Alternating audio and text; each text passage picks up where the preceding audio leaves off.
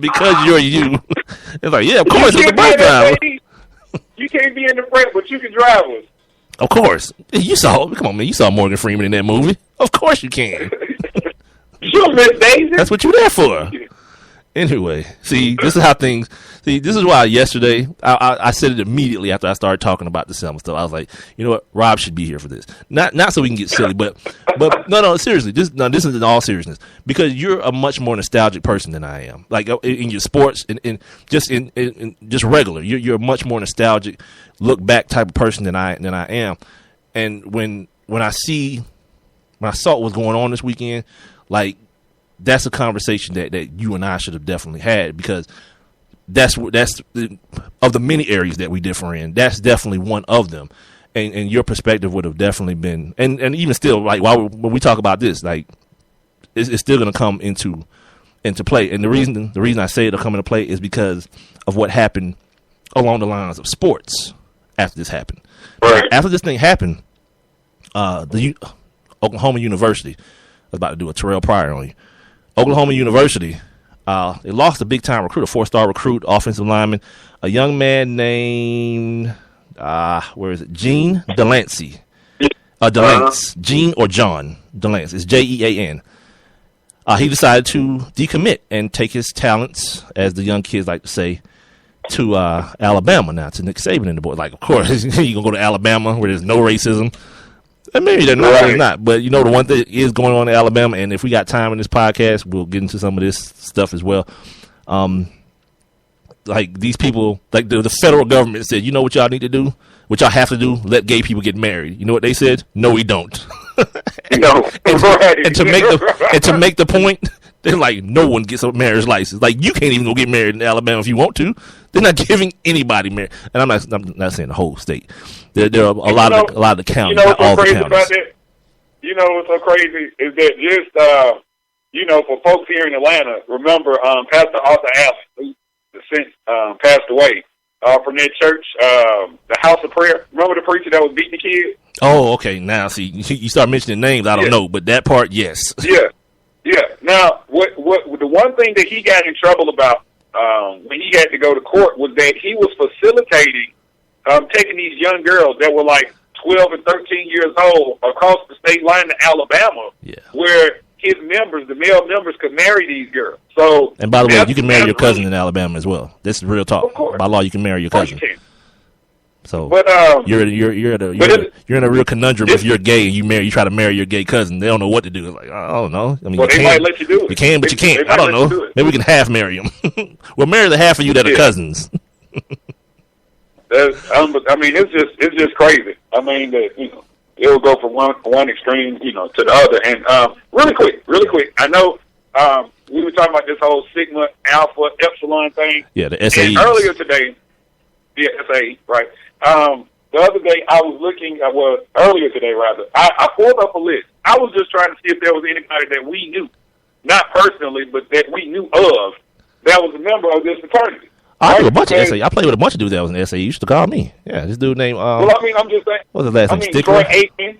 Oh, he's an SAE. Tony Baselli. Oh, John. Pete Carroll. Yeah, Greg McElroy. Yeah, it's a big time organization, dude. It's like, it's big time. Peterson, Matt Prater, Bo Schembechler.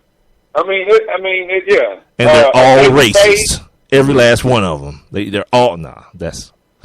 And I'm saying that because that's the attitude that people want to have. They want to like drape this whole racist cloak over an entire organization because of two 20-something-year-old white dudes being ignorant, And this is the point out. This is the point I got to yesterday. This is the point I want to get to today.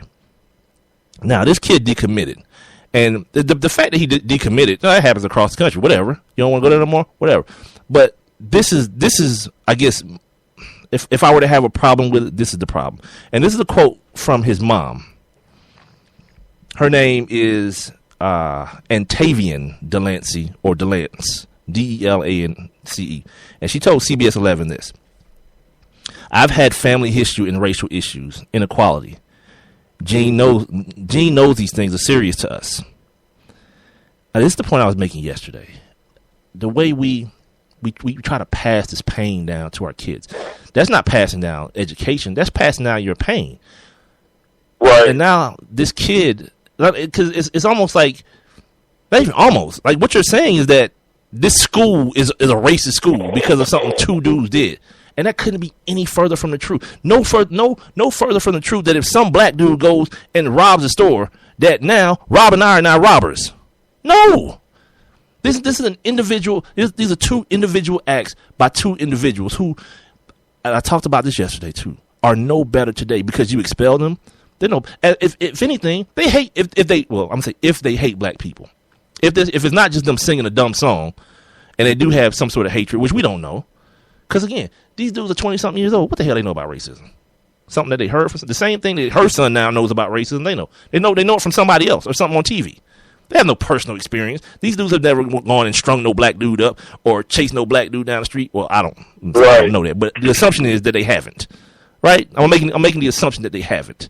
They haven't been involved in any Klan rallies or anything like that. They're just being ignorant. These kids have been expelled now. So if they didn't hate black people before, what do you think they do now? You think they don't now? Like these opportunities to educate people, they slip through our hands every single day because it's so easy for us to run to the corner of racism. Right? Oh, racism. We can't have anything to do with that. They need to be punished. It's America, B. No one should be punished for what they think. No actions took place.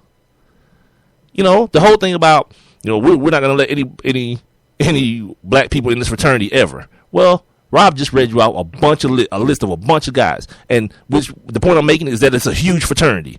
The two dudes that were doing that chant, yeah, my money's on the fact that they don't make those decisions. I'm just saying, like those aren't the dudes who make the decisions. So, what really has been accomplished? Like this kid is not going to go to Oklahoma now, for whatever reason. Before this, he wanted to. These dudes won't be there. They're expelled. The national chapter of the fraternity has taken these dudes off the campus, taken the letters off the fraternity house, and then somebody went back. And everybody had to be out by today. Right. They had it until like 4 o'clock today to be out. Yeah, some people, don't know who those people were, but decided they wanted to spray paint, tear it down on it. Like, what does that do? Like, whatever you are, whoever you are, what color you are, I can guess, but I won't. Like, that makes you better than them? Because now you vandalized the building by tear it down. I'm like, okay, you tear the building down, then what? And I was making this point yesterday about the Edmund Pettus Bridge and the people who want the name change. And I found a way to I don't want to say equate it, but to bridge the gap between that and sports. And what I talked about was that, like, we can't make history be what we want it to be. Like, racist white people are just as much a part of black history as, Malcolm X and Martin Luther King. They're just as much a part of the history. Now, they're the bad part of it, a lot of them, but they are the same, just like in baseball. Your steroid users, we're not going to let them in the Hall of Fame. Guess what? The Hall of Fame is a museum. And museum depicts history. Those guys, Barry Bonds and Roger Clemens and those dudes are a part of the history of the game. So anybody who's learning about baseball, I think they have a right to learn about that era of the game. So anyone who wants to learn about the March on Selma, you should probably know who Edmund Pettus is. That shouldn't just be wiped away because you uncomfortable? That dude ain't alive no more. He don't make no decisions. No one's getting beat on that bridge anymore. So it's just because of who he was. All right. Like, who thinks Martin Luther King was just a good man? Who thinks Malcolm X was? No, very few people, and I say this all the time, are just one thing. We're all multifaceted. Some people are a little bit more on the bad or evil side than other people. Some people are a little bit more like Gandhi and those dudes are more on the good side. But the average person is not just one thing. It's not just evil or not just good. We're a mixture of a lot of things. So now to say, well, we don't think this bridge should have this name because of what he stood for. It absolutely should have that name. Because if it's more than just passing down, if you're just doing more than just passing down emotion and things to be mad about, and you're actually passing down education, he's a part of that education. He definitely is. Yeah. And the same thing about these kids at Oklahoma. Go ahead. My bad, dog. Go ahead. No, I'm saying, I'm with you. Like, I get it. Like, you you can't erase history. And I wanted to mention something about Oklahoma, but really quick, get back to this whole you can't erase history thing. Yeah. You know, right down the street from me, right here on Flash Hills Parkway, right? Do you know the other name for Flash Hills Parkway? I do not. Please educate me. Earl Park Parkway. Oh, I did know that. Yeah, I sure did. Yeah. And for those of you that don't know who Earl Park is, he is a part of DeKalb County history, Decatur, Georgia history, at the biggest church in DeKalb County at one point.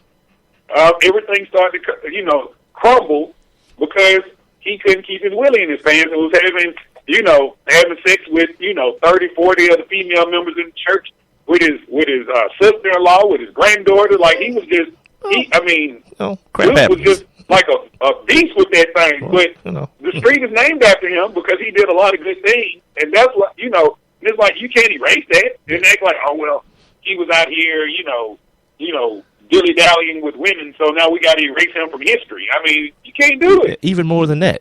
Like that picture that's on the side of that big old rock down there in Stone Mountain. Yeah, if you want to know what that is, they play this Ku Klux Klan documentary on National Geographic all the time.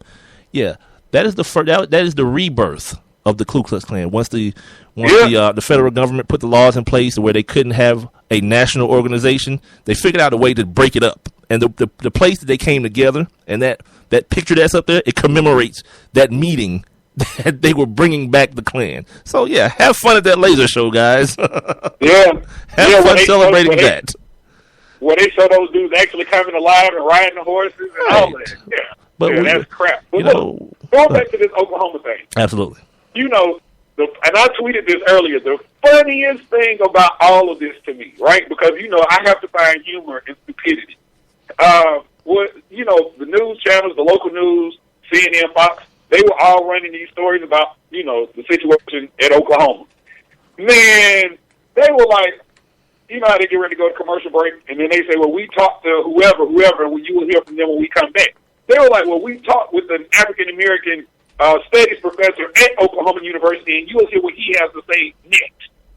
And when he came back, it was like this little old white dude, and he is trying to explain to the media, and I guess to be, the viewers, certain terms and certain that's awesome. action that are, that black people consider to be that is pretty awesome. listening appealing. Like, really? Like on the whole campus, you couldn't find not one black professor. Right. And I know they had to have at least one, but they were trying to show. All the brothers was mad, though. See, that's the problem. Yeah. All the brothers was mad. They couldn't put them on TV. Right. He was like, when you mention a tree and a rope to a black person, you know what they think about? Yeah. Do you know what they think about? I think about a tree and a rope. The N-word, and then you mention a tree, and then you mention a rope. Yeah. Do you know what they think about? I'm good. And I was like, oh, my God. This couldn't have been any more comical. Like, if I had written it. But you know what? But that just brings me back to, I made this point, and I don't think it was yesterday. I think me and you were talking off air about Jason Whitlock talking about, the N-word being the last word that many black men heard when they were hanging from trees. And I was like, yeah, but given a choice, guess what they do? Call me what you want to, Mr. White Man. Just let me down off this tree. Yeah, the word, like we got to stop doing that. One of our coworkers and I had this conversation, man, because I'm a very big procurer of the N-word, just so that the people listening to this show know. Like, yeah, it rolls off my tongue beautifully, like any other word in the history of words. I love it. And I say it quite frequently. I do. And it doesn't offend me. Like, other people say, I don't care, whatever. But we were having this conversation when I was working at CBS, and she was like, Mike, if you just couldn't say that word, I said, it just what? I don't know. I don't like it. I was like, why? It's a word. It's letters put together to make a sound when they come out your mouth. Now, anything past that, you're giving the word power. You getting mad at someone saying that word, you're giving that word the power. She was like, so she started talking about like one of our white coworkers. So if so-and-so came in here and he was like, N-word, Mike, I need you to go cut this commercial or whatever. I was like, okay, first of all, you're asking me to act ignorantly towards something that's already ignorant when it's all said and done. I'm an adult now. Like, this is not 17-year-old Mike you're talking to now. This is 30-something-year-old Mike. Like, I got somebody at home I got to explain that to. Like, when my old lady got to put my son in the car and come get me out of jail, I got to explain to him that I'm in jail because someone called me a name. Yeah,